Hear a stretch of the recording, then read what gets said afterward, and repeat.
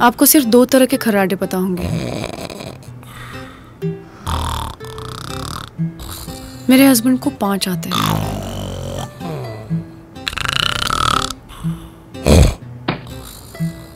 दिल में अजीब अजीब ख्याल आते हैं।